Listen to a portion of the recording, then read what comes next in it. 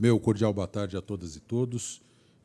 Eu tenho que admitir que a escola não anda com pontualidade britânica, então eu peço desculpas. Tá? Realmente aí a gente depende de alguns fatores e hoje o atraso foi em função da entrevista que nós tínhamos que fazer, a matéria que tínhamos que fazer aqui com o Dr. Flávio pela comunicação social, que chegou pontualmente, inclusive estava aqui antes das 2, nós também, enfim, né? Mas desculpe, então são esses contratempos aí que nos fazem levar. Mas o Dr. Flávio já disse que ele vai falar mais rápido hoje, vai botar no velocidade 45, né? Quem tinha toca-disco sabe o que é isso, e vai botar na velocidade 45 e vai resolver o problema. Mas antes eu gostaria de fazer um breve comentário, uma breve introdução aqui. Então, colegas, hoje é o último dia, né? Hoje é o último encontro desse curso de jurisdição constitucional. Eu quero ressaltar que esse curso ele nasceu de uma experiência que nós fizemos exatamente da parceria com a BD Const. Normalmente, a escola judicial ela vai, projeta o curso, sai atrás dos conferencistas, sai atrás de fechar o programa, né, a ordem. E, neste caso, não, nós compramos um curso pronto da ABD Const. E foi, acho que, uma das melhores coisas que nós fizemos. Vejam, eu, na gestão aqui da escola, como todos sabem, né, estreei no ano passado, ainda estou aprendendo muito e, infelizmente, aí aos trancos e barrancos, mas com relação à questão de gestão administrativa. Agora, o fato é o seguinte, para nós trazermos, né, fazermos um programa como esse, com essa qualidade que a BD Const nos ofereceu, trazermos os conferencistas de porte, como os que foram ofertados pela BD Const, o fato é o seguinte, nós não conseguimos isso por esse canal normal da escola judicial. Então, essa parceria com a BD Const, que também aqui não é por estar na presença do Dr. Flávio, que é integrante, nem do diretor da instituição, que é o Dr. Luiz Henrique, porque o pessoal me conhece bem e sabe que quando o evento não vai bem, eu corto, inclusive. O ano passado, a doutora Ana Paula está dando risada, o ano passado nós contratamos um evento de uma entidade fora, chegou no meio do evento, eu cortei. Não, olha, desculpa, mas isso não está acrescentando para chegar aqui, pegar um evento, ler o slide, isso aí eu também faço, desculpa, eu quero saber o seguinte, esse tipo de interação. A gente corta, né? Isso é meu, é minha, porque, escuta, o tempo de cada um de nós aqui custa muito caro para esses eventos. Então, eu também tenho como uma das minhas metas de gestão exatamente que haja um aproveitamento máximo. Quer dizer, muitos dos colegas aí estão vindo do interior, a maioria, inclusive, está vindo do interior, não é só o tempo, né? Vejam, os senhores estão aqui hoje como magistrados, né? Temos como servidores, a União está pagando o nosso dia, né? Além disso, alguns recebendo diária, passagem, enfim, auxílio de deslocamento para estar aqui. Então, a gente tem que otimizar, isso tem que ser otimizado, temos que tirar o máximo proveito disso. E exatamente essa parceria com a BD Const foi o que nos propiciou isso. Então, eu estou encerrando, entendendo que é extremamente exitosa essa nossa experiência, que nós pretendemos, inclusive, ampliar. Então, não só pelo formato, mas também como pela idoneidade da instituição, e aqui eu quero deixar registrado, a BD Const, sim, cumpriu aqui exatamente, foi até além daquilo que prometeu. Quero lembrar, nós já tivemos o primeiro encontro, que foi inclusive a abertura do ano, foi com ninguém mais, nem menos, com o Dr. Lênin Streck. E lhes dou esse testemunho. Eu estou na escola judicial há cerca de 12 anos, tá? Como integrante do conselho, como vice-diretor por 2 gestões, e nós, nesse período, eu acho que umas 3 ou 4 vezes, nós ensaiamos de trazer o Dr. Lênin Streck e não conseguimos. Ou por dificuldade de agenda, ou por alguma outra coisa, etc. Foi a primeira vez que nós conseguimos, então, trazer o Dr. Lênin para falar no tribunal. E o Dr. Lênin nos trouxe uma mensagem magnífica com relação à interpretação conforme, tá? A essa questão desse modo chulo, inclusive, que estão fazendo a interpretação dos textos, né, da literalidade. Isso não nos serve, né? E eu acho que aquela palestra do professor Lênin Streck foi muito brilhante. Para mim, reforçou muito esse entendimento. Então, é o seguinte, eu também tenho... Isso é um outro objetivo. A Escola Judicial, você terminou o evento, escuta, o que você aprendeu aqui?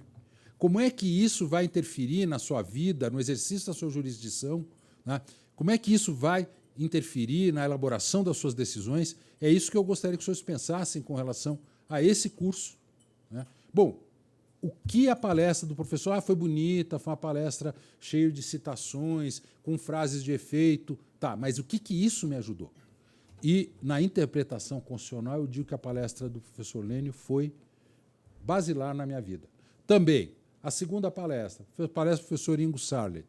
Vejam, tem uma frase aqui que, inclusive, foi do meu debate com ele aqui, que realmente resolveu. Não há por que se afastar, né, os direitos sociais dos demais direitos fundamentais. Acho que isso foi muito claro para nós, né? Quer dizer, o direito do trabalho, os direitos inseridos nos artigos 7º, 8º, 9º da Constituição não são menos importantes que os do artigo 5º. Tá? Me parece que esta lição com relação a direitos fundamentais, eu particularmente, que inclusive dediquei meus estudos, o meu mestrado foi em direito constitucional, né? Veja, não foi essa a lição que eu ouvi, não, dos constitucionalistas. Não, meus professores de direito constitucional, pelo contrário, eles tratam exatamente em função da necessidade, da eficácia, da carga, né, que é trazida no direito. Mas a palestra do professor Ingo me parece que foi brilhante nesse sentido, né? A palestra do professor Juarez de Freitas com relação à nossa preocupação hoje com a sustentabilidade, exatamente com essa necessidade de percepção do magistrado com relação ao alcance da sua decisão. Né? Vejam, nós toda hora estamos interferindo, inclusive, em searas que não nos são diretamente afeitas, como, por exemplo, as questões relacionadas ao meio ambiente, não somente ao meio ambiente de trabalho, mas com muitas decisões nossas como magistrados, nós interferimos nisso. Nas questões de tratamento, tá, com relação à discriminação de raça, né, de cor, de gênero, tá, me parece que as nossas decisões tenham uma interferência na sociedade muito grande e esse ambiente relacionado à sustentabilidade da nossa sociedade como um todo, né, fundamental. E a fala do professor Juarez, o modo como ele expôs, né, as dicas de leitura que ele nos abriu, puxa vida, eu anotei e diversos, depois cheguei em casa, né, eu fui, inclusive, conferir algumas, e isso também é outro. Eu, por exemplo, hoje, quando vou dar aula, eu falo aos meus alunos, pode ligar o seu celular, não tem problema. Se quiser ficar o tempo inteiro na minha aula usando o seu celular, não tem problema nenhum, porque eu sei que hoje, aquilo que eu estou falando aqui, está todo mundo aqui, ó. O cara entra na internet, pá, vai conferir no Google, vai conferir no site do tribunal. Você mencionou uma jurisprudência, ele vai no site do Supremo na hora. E eu acho isso ótimo para o professor. E esse novo tempo também, gente, eu quero deixar claro para vocês que eu tenho uma preocupação muito grande com ele.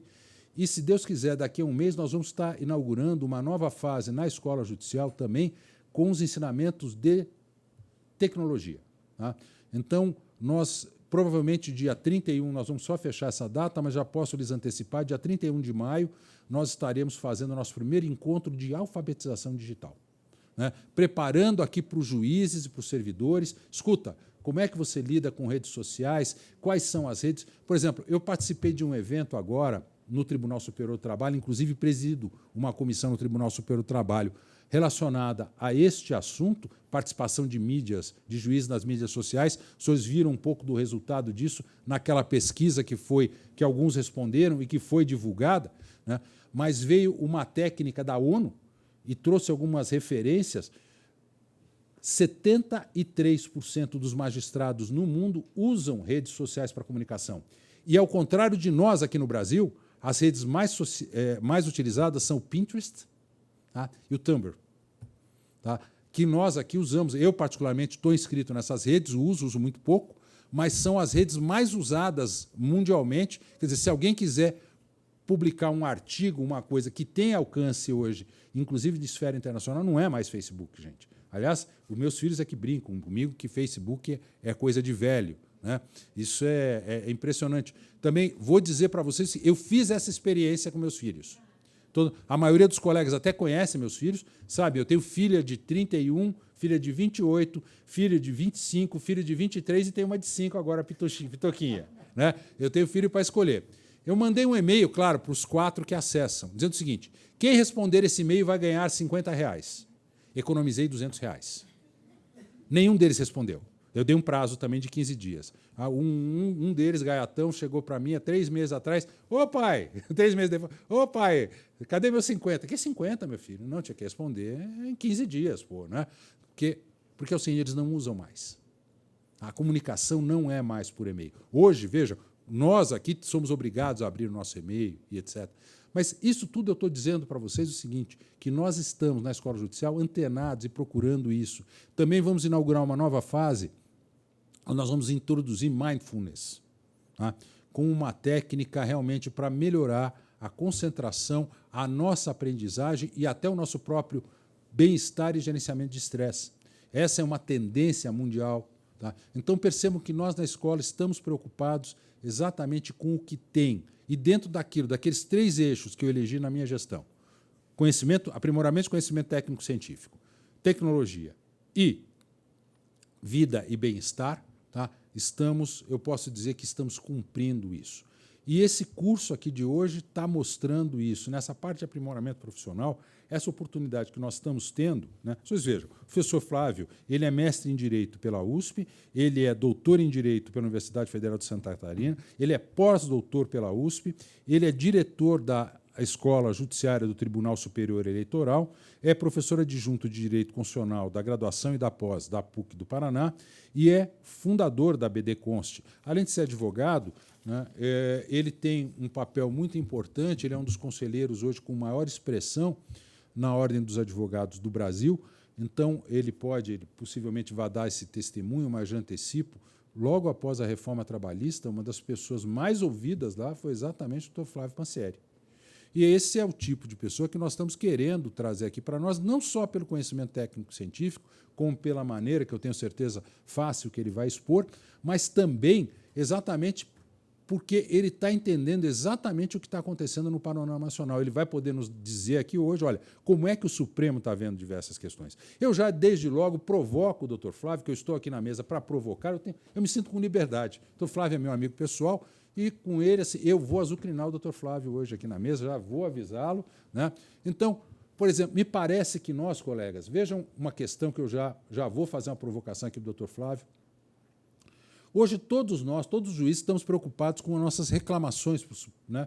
Eu, particularmente, eu me lembro quando eu recebi a minha primeira, eu era juiz de primeiro grau em Castro, e por ocasião daquela questão relacionada à terceirização, vocês lembram disso? O Supremo Tribunal Federal, então, disse que era constitucional o artigo 71 da Lei 8666, que é da Lei de Licitações, e, por isso, então, alguns entenderam que excluía completamente a responsabilidade do poder público na Lei de Licitações.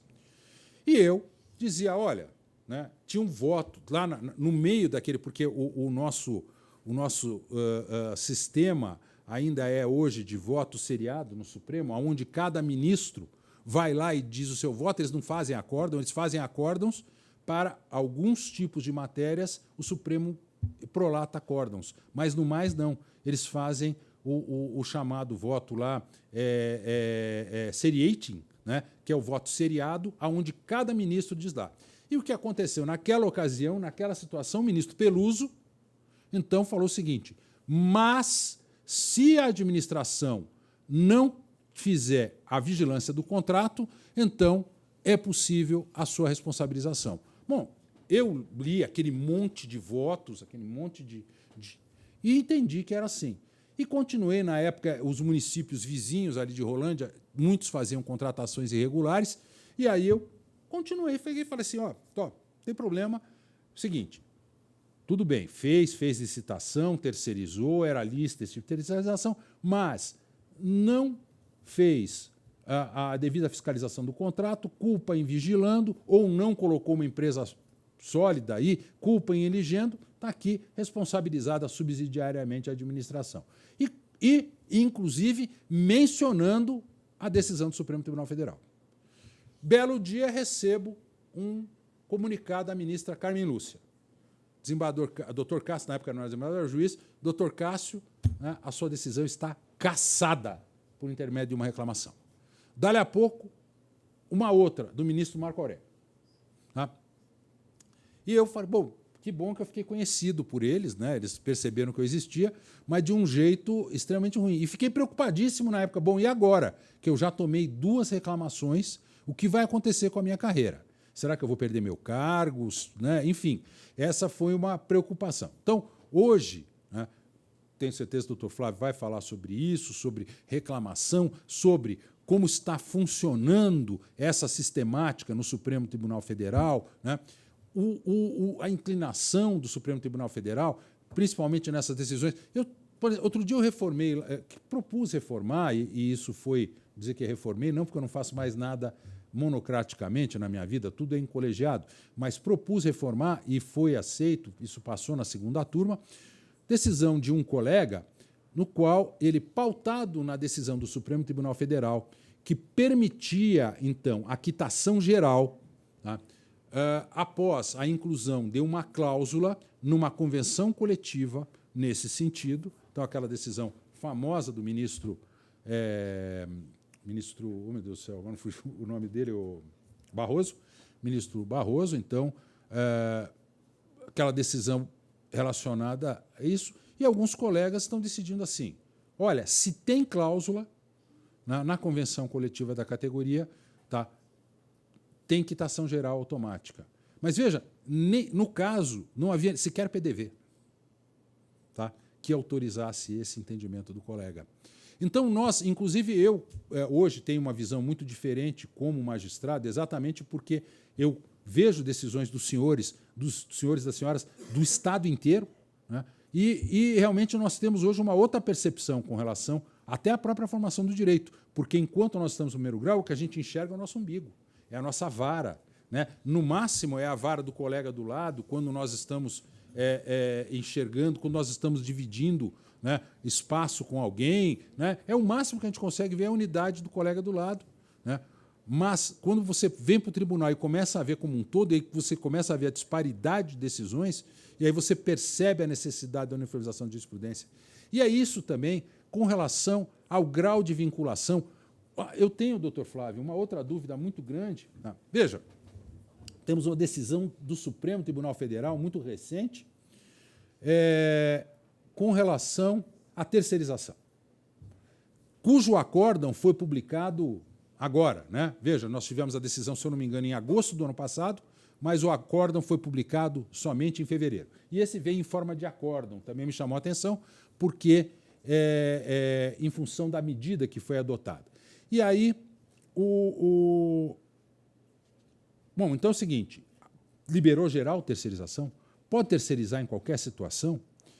Bem, qual é, né, a ratio decidendi daquela decisão do Supremo? O que é que, para mim, faz coisa julgada e eu tenho que respeitar? Eu não posso, na minha decisão, então, no primeiro grau ou até no segundo grau, numa proposta de acórdão que eu faça para a turma, isso seja eventualmente acolhido, doutor Flávio, eu não posso, na minha proposta de decisão, dizer o seguinte, olha, não houve fiscalização e outra coisa, houve subordinação direta na prestação de serviços. E porque aquilo tinha uma aparência de terceirização, a decisão do Supremo me vincula?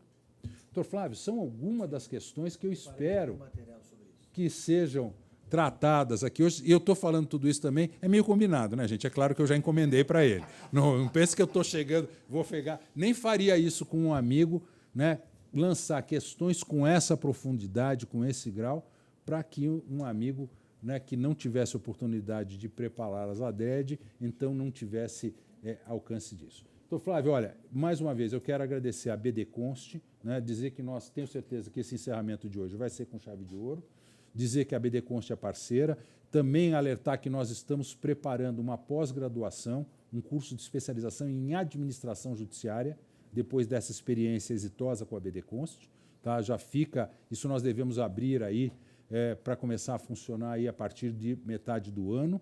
Nós estamos terminando a formatação do curso, já temos uma reserva, inclusive financeira, para isso, e essa também é uma das... Me foi pedido pelos colegas, quantos dos senhores amanhã, aí no interior, estarão como diretores de fórum, né, regionais, envolvidos com contratos administrativos, com processos, processos disciplinares, etc. E nós vamos procurar preparar tudo isso exatamente nesse curso de preparação. Então, doutor Flávio, olha, Vossa Excelência é muito bem-vinda, é muito bom tê-lo aqui e espero que seja proveitoso o nosso encontro. Muito obrigado.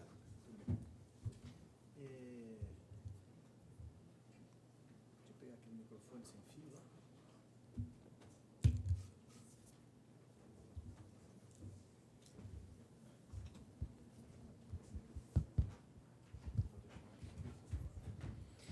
Eu quero iniciar a minha exposição, primeiro agradecendo de forma efusiva aqui as gentis palavras do nosso desembargador e diretor da Escola Judiciária Eleitoral do Tribunal Regional Eleitoral da 9ª Região, desembargador Eleitoral, não, do trabalho da 9ª Região, desembargador Cássio Colombo Filho. Quero agradecer também a nossa vice-diretora, diretora adjunta, doutora doutora Morgana de Almeida Richa, que ontem fez uma brilhante defesa de tese doutoral na Pontifícia Universidade Católica de São Paulo, conquistando aí nota máxima na sua tese de doutoramento. E o importante da tese de doutorado...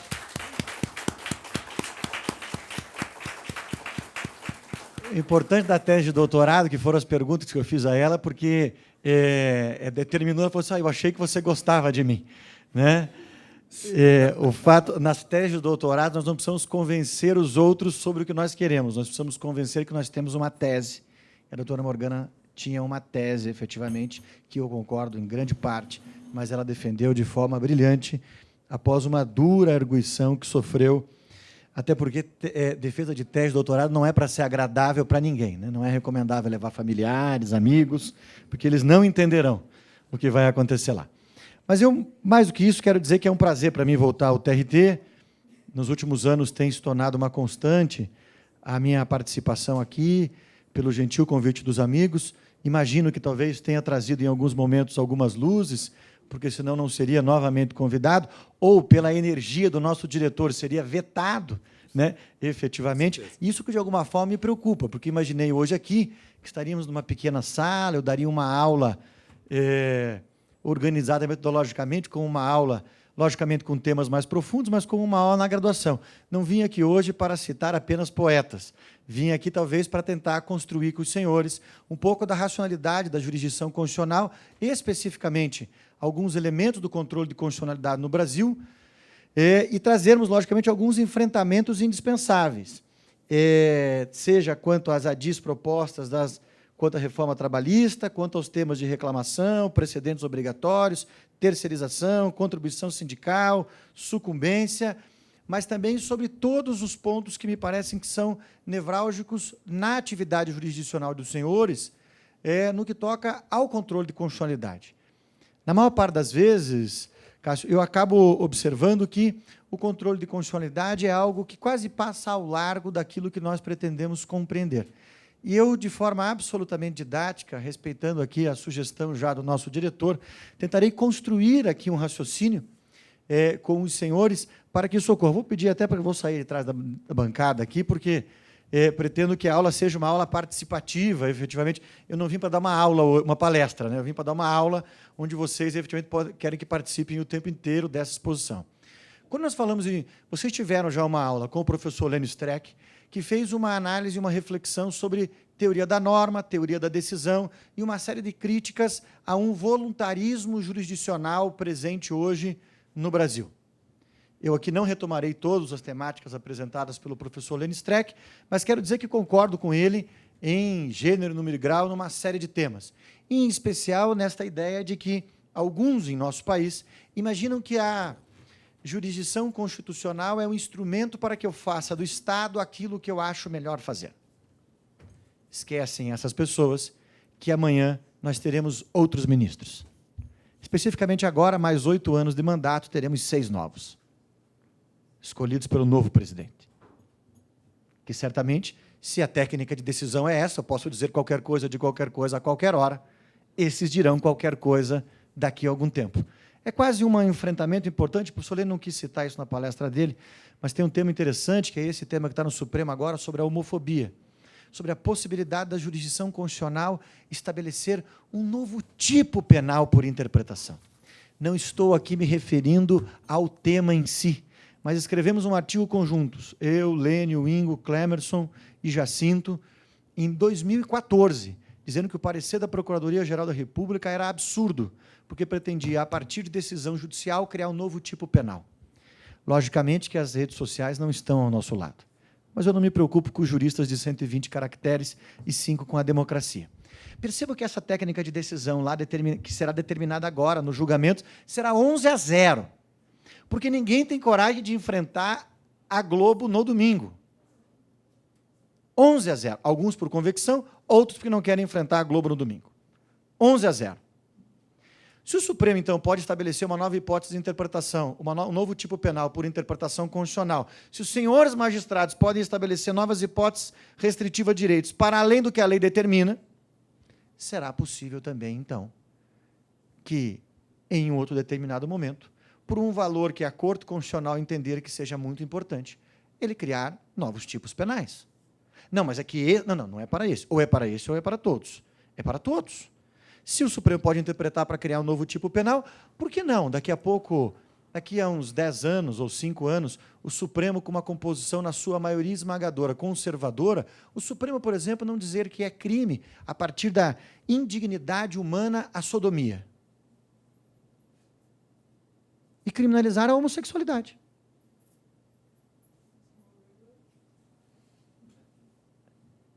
Porque, se a técnica é essa, se por valores maiores do sistema eu posso interpretar para estabelecer uma nova hipótese de restrição a direitos fundamentais, porque é isso, eu estou falando isso desde 2004, eu digo isso.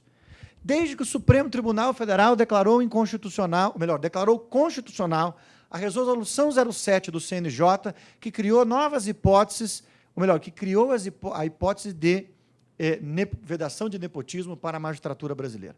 O Supremo, por uma decisão do ministro Lewandowski, diz assim: a impessoalidade e a moralidade, olha que valores importantes e bonitinhos, impedem o nepotismo. É verdade, é óbvio, óbvio que eu não sou a favor do nepotismo. Eu dizer, olha, esse negócio tem um problema. Valores eu posso escolher no cardápio que eu quero para qualquer hora. E daqui a pouco isso vai chegar no direito penal. E as pessoas diziam assim, Cássio, se me permite chamá-lo de Cássio. Imagina. Agora, durante aqui, Cassião, sem cerimônia. Então, né? Cassião, né? Diziam assim, não, mas isso é bom para o sistema. Vamos moralizar a magistratura. Eu dizia assim, eu não estou nem aí com a magistratura.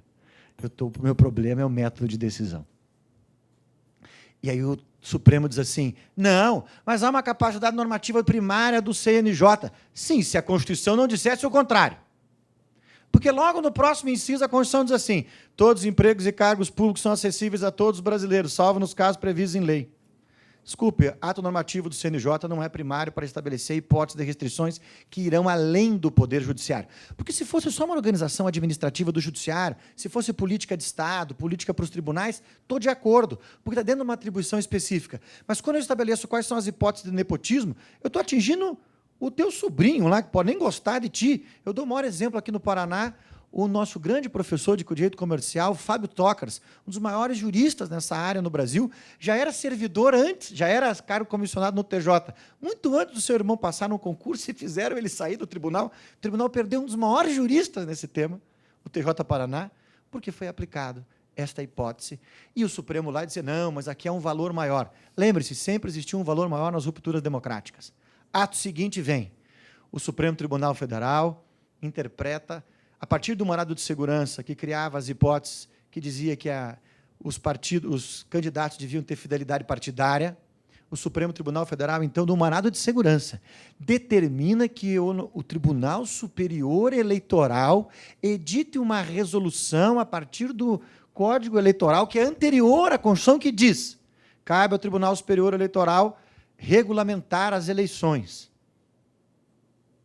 e o exercício dos mandatos, mas por regras procedimentais. Regulamentar não é inovar, estabelecendo as hipóteses de perda de mandato eletivo. Por quê? As hipóteses de perda de mandato eletivo estão previstas onde? No texto constitucional. As competências do Tribunais Regionais Eleitorais estão no texto constitucional. As competências do Ministério Público Federal, só lei complementar pode mudar. Mas não. A resolução do TSE estabeleceu como ocorreria a perda de mandato eletivo para todo o país, na resolução 22.610. E eu dizia, um dia isso vai chegar no direito penal. E até então todos os meus amigos aplaudiam. Em regra, todos eles mais ligados à esquerda, que tem um conteúdo moral assim mais aflorado e se acham... Quem estuda um pouco de filosofia moral vai entender isso. Quem está na esquerda acha que está preenchido por um manto de moralidade e de bondade e por isso é melhor que os outros. A maior parte das pessoas. Talvez aqui não tenha ninguém nesse sentido, mas a maior parte dos meus amigos da esquerda acreditam nisso, que a esquerda reveste os conteúdos morais todos, né? E eles, não, olha só que coisa boa. Olha só, eu não estou nem na esquerda nem na direita, tá bem? Eu sou um democrata igualitarista, só para saber onde eu estou já, tá bem? Acredito em igualdade de oportunidades, são coisas diferentes, e liberdade como essencialidade e centralidade do sistema. E eles batiam palma, diziam, não, olha só que coisa boa, acabamos com o nepotismo e agora acabamos com a infidelidade partidária por um valor maior. Bom, vamos logo ali na frente, tinha a condenação em segundo grau, nas ações em segundo grau, para tornar inelegível. E alguns diziam assim, mas é óbvio, o sujeito foi condenado em segundo grau porque era o outro, né? E aí, inclusive, fomos ao Supremo Tribunal Federal, pedir para que o Supremo, não é possível estabelecer uma nova hipótese de restrição a direitos fundamentais. Eu quase falei assim, peraí, mas o que vocês fizeram ali ontem, no verão passado? Mas agora não pode. E daí o Supremo voltou ao seu trilho. Passado um tempinho, alguém vai para lá, aí não demorou muito, edita-se a lei dizendo que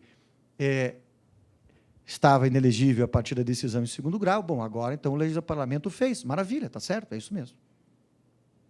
Ato contínuo, o Supremo Tribunal Federal, analisando quando que iniciava a aplicação da lei, disse que se aplica retroativamente as hipóteses de restrição que só a partir daquele momento foram criadas. Porque era inadmissível que o deputado... E, nesse caso, tinha um rosto, determinado senador que teria renunciado ao seu mandato, concorresse porque ele tinha chances de ganhar. É o fim da democracia. Mas todos esses meus amigos, por sua vez, que defendiam esses conteúdos morais maravilhosos, esqueceram eles que todas as rupturas vêm exatamente por esses conteúdos maravilhosos, batiam palmas. E até que, então, o Supremo Tribunal Federal, ao analisar a possibilidade ou não da prisão em segundo grau, estabelece que, como forma de defesa da garantia da ordem pública, da eficiência na prestação jurisdicional em matéria penal, eu tenho que prender as pessoas a partir da decisão em segundo grau. E aí, 90% daqueles meus amigos que defendiam o contrário, porque prenderam a pessoa errada, começaram a dizer que não podia. Eu continuo dizendo que não podia. É um absurdo prenderem as pessoas no segundo grau de jurisdição. E por que é um absurdo? E eu não digo isso desde já, eu digo isso desde lá de trás, quando o ovo da serpente foi plantada na decisão do nepotismo. Lá é o ovo da serpente. Aquilo é o primeiro decisionismo do Supremo Tribunal Federal, na história da Suprema Corte brasileira. Tem gente que foi minha aluna aqui que eu já falava isso lá atrás. Ou seja, e o professor Lênin tem tentado dizer isso todos os dias, as pessoas não querem ouvir. E talvez esse seja um elemento central. Eu falava um pouquinho agora ali sobre a autocontenção do Poder Judiciário, do controle de constitucionalidade. Por que serve a jurisdição? Porque agora estão querendo acabar com a jurisdição, né? O Supremo é o mal agora. Não. A jurisdição constitucional é um instrumento fundamental, criado a partir do segundo pós-guerra, como elemento de e fortalecido a partir do segundo pós-guerra, como instrumento de estabilização das democracias. Nós não podemos abrir mão da jurisdição constitucional, que está revestido por um manto simbólico. Um manto simbólico que passa a ser destruído quando nós criamos no Brasil a TV Justiça, né? Mas isso é jurisdição constitucional? Sim, isso é o fim da jurisdição constitucional. Nenhuma corte no planeta expõe os seus membros filmando os seus debates. Isso tem uma indignidade à própria Corte Constitucional. Eu tenho dito isso publicamente e pedido a todos aqueles que eu conheço que assumirão a sucessão agora da Suprema Corte, que o primeiro ato seja extinção da TV Justiça. Não da TV Justiça em cima, da transmissão ao vivo das sessões. A maior parte das cortes constitucionais que os senhores respeitam do mundo, as deliberações sequer são públicas. A decisão sai como decisão colegiada. A decisão da corte é esta. Pouco importa se foi 6-5, 7-4. Porque é isso que traz estabilidade ao processo decisório. E as pessoas podem participar em nosso país, mas não podem filmar. Porque elas não precisam filmar as vicissitudes humanas que os senhores também têm. Porque talvez isso exponham algo que não é necessário da jurisdição. E exponham, talvez, e permitam que as pessoas imaginem que a jurisdição tem nome e sobrenome. A jurisdição não pode mais ter nome e sobrenome. Era disso que o Psolênio dizia, ao longo de todo o seu discurso. Nós precisamos criar um modelo de autocontenção e estabelecer que valores maiores não estão à disposição no cardápio. Ou há limites à jurisdição constitucional, ou nós, e temos um método, ou amanhã, não reclamem do que vem depois. Não reclamem do que pode ser que todos os senhores ainda continuem aplaudindo, né? Pode ser que tenha gente feliz com a prisão em 2º grau, e especialmente uma prisão aqui na comarca de Curitiba. Eu não posso ficar feliz com isso, porque para mim pouco importa as pessoas, importa o método. E daí nessa eu fico apanhando de dois lados, como eu disse na entrevista. Eu apanho da direita e da esquerda, porque eu não estou nem lá nem cá, eu estou a favor do contexto constitucional. Né? Ou seja, a minha ideologia está no texto constitucional. Se mudar a Constituição, inclusive, eu posso mudá-la, porque a nova ordem constitucional vai determinar um novo modelo. Mas este modelo posto tem limites. E sobre essa perspectiva, o professor Ingo vem em seguida e trata sobre a ideia de direitos fundamentais, falou sobre proibição de retrocesso, fez uma série de enfrentamentos. Em seguida, o nosso caríssimo professor Ingo vem, depois o professor Juarez vem e trata sobre a ideia de sustentabilidade de direitos fundamentais e o processo decisório. E a minha missão hoje é tentar fazer um apanhado disso tudo, mas, em especial, tratarmos de algumas estruturas. Quando nós falamos de controle de constitucionalidade, para que eu tenha controle de constitucionalidade, eu tenho que ter estruturas fundamentais em um Estado constitucional. Eu preciso ter, obrigatoriamente, separação de poderes. Não há dúvida mais que nós vivemos um modelo de separação de poderes em nosso país. Pode ser que você não goste um pouco dele, um pouco mais, um pouco menos, mas tem um modelo de separação de poderes. Existe eficácia de direitos fundamentais, uma perspectiva vertical e horizontal dos direitos fundamentais, ou seja, tanto na perspectiva de impor ao Estado limitações para o agir contra você, quanto a estabelecer obrigações suas em favor do Estado, porque direitos fundamentais não são apenas direitos, mas são condutas de reciprocidade, de atuação recíproca daquele que tem a posição jurídica favorável, mas deve também se condicionar face àquele que tem obrigação contra ele de forma adequada. Da mesma forma, uma eficácia horizontal, nas relações pessoais, todos nós temos eficácia de direitos fundamentais, que, por sua vez, na Justiça do Trabalho, de forma evidente, é estabelecida, na medida que a eficácia horizontal é que estabelece as obrigações para os empregadores nesses contratos, que agora a grande discussão é se continuam com natureza laboral ou se agora são contratos civis. Esta é a grande discussão da reforma trabalhista. O que a reforma pretendeu foi transformá-los todos em contratos civis. Mas não é nosso objeto específico neste momento, quiçá no final será. Sobre compreendendo que nós temos essas duas estruturas, nós avançamos mais um elemento. Qual elemento é este? O da rigidez constitucional. Nosso modelo, obviamente, é rígido, não preciso aqui dar aula de fundamentos do direito constitucional para os senhores, mas, para além de procedimentos especiais para alteração das normas constitucionais, nós ainda temos uma estrutura fundamental no texto, e aqui é importante dizer, uma estrutura fundamental no texto que é insuscetível de abolição. Eu até queria fazer um exercício com os senhores, já que todos têm aí telefone, internet, que abrissem lá no texto constitucional, no artigo 60, parágrafo 4º. Faz favor, abram lá. Vamos lá, vamos às cláusulas pétreas, porque aí há um problema. Ao menos eu quero identificar um problema, não quero trazer nenhuma solução. Quero identificar um problema hermenêutico, que vai permitir várias hermenêuticas possíveis. Abram lá, por favor. Artigo 60, parágrafo 4º do texto constitucional. Está funcionando o Wi-Fi de todo mundo, não? O meu está no 4G, não sei por quê.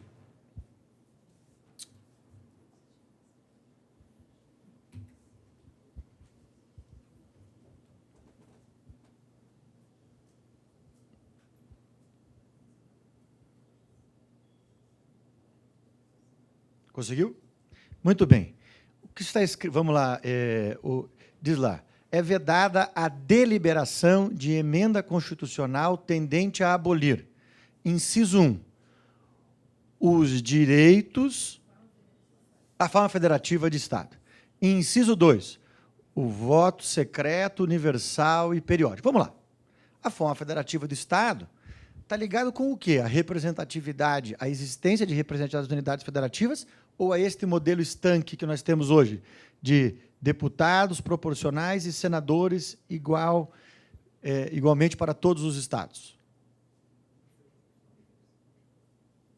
Ou só uma regra de proporção? É possível, por exemplo, o professor Dalmo Dallari defende a extinção do Senado Federal, entendendo ele que não é inconstitucional. A extinção do Senado. Vamos continuar problematizando para vocês verem como isso é mais complexo do que pode parecer. Inciso 2. O voto direto, secreto, universal e periódico. Bom, direto é a tua escolha. Não tem como mudar muito isso. Secreto é uma questão, não dá para afastar, porque a ideia do voto secreto é o que te garante a tua individualidade. O fato, inclusive, alguns não, mas ninguém, inclusive, é autorizado a ninguém expor o seu voto, pelo contrário. Você tem o direito de votar de forma secreta, mas se você quiser contar para todo mundo em quem você votou, esse é teu direito, né? Esses dias, na eleição do Senado, eu ouvi pessoas defendendo isso, que a eleição não era secreta porque as pessoas tinham declarado o voto, né? Tinha que ser anulada pela quase primária essa argumentação. Depois, então, forma federativa, voto direto, secreto, universal, periódico. Em seguida, separação de poderes. Parece que não há dúvida quanto a esse tema. Aí vamos lá, a última. Mas vamos aqui continuar no voto secreto. O periódico dá para mudar? Porque está lá na Constituição de 4 em 4 anos. Por exemplo, eu tenho um número cabalístico, assim, eu gosto do 5. Então, eu gostaria muito que as eleições fossem gerais de 5 em 5 anos.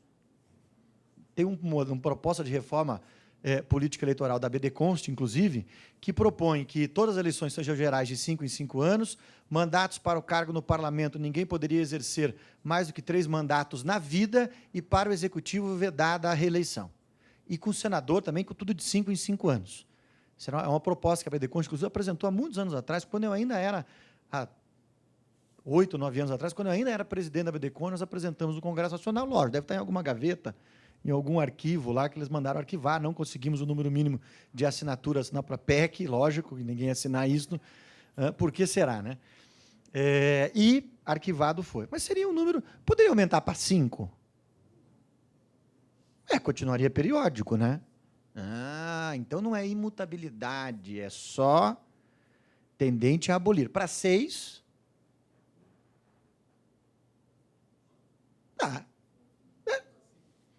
E para 7? Não, começou a apertar. Mas então quer dizer que eu tenho a ver com essa leitura. Porque aí, se nós formos lá para a teoria dos direitos fundamentais, tem 2 correntes. Tem uma corrente que fala sobre um núcleo fundamental, e tem uma outra corrente que você tem que manter protegido, e tem uma outra corrente que vai afirmar que você não pode, que os direitos e garantias fundamentais, como cláusulas pétreas, devem permanecer intocáveis, que qualquer modificação na sua forma de exercício traria uma proibição, um retrocesso, e, portanto, isso estaria vedado. Mas, pelo que eu percebi, vocês não têm problema no retrocesso de 4 para 5 anos. Mas nas normas trabalhistas, em quase todas, né? O seu método é esse, se eu posso lá no que toca... A Cássio está ficando preocupado. Se pode... Se eu posso fazê-lo, porque a ideia é instigá-los, não é trazer nenhuma resposta hoje. É que os senhores saiam daqui refletindo sobre as questões teóricas da teoria dos direitos fundamentais. Se eu posso utilizar esta leitura para modificar a periodicidade, me parece que esse método de decisão pode ser utilizado para todos os direitos fundamentais. Importante registrar, o professor Ingo já tratou disso, nós temos em nosso país o mesmo regime jurídico de direitos fundamentais para todos os direitos fundamentais. Será? Vamos agora ler, então, o inciso 4. Leiam lá o inciso 4. É vedada a deliberação de emenda constitucional tendente a abolir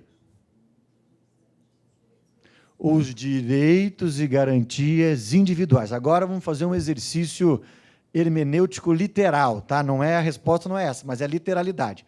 Voltemos agora lá ao índice do texto constitucional. Lá no índice. Volta no índice agora. O Cássio está perguntando onde é que ele está querendo chegar, né? Olha a interrupção, hein, Flávio? Interrompe. Por favor, faça isso. Quero que todos os senhores interrompam. A ideia é para ser um diálogo essa tarde aprazível. Oi? É morte só. Interrompe o evento. Vamos lá, chegaram no índice lá? Título 2, tá bom? Título 2 diz o quê? Qual é o nome do título? Dos direitos e garantias fundamentais. Está igual lá o inciso 4 ou não? Não. Lá está direitos e garantias individuais. Então o título 2 é mais do que os individuais. Tá bom. Inciso 1. Dos direitos e deveres individuais e coletivos. Não é só complicado. Título 2. Melhor, isso, título 2. Capítulo 2. Segundo.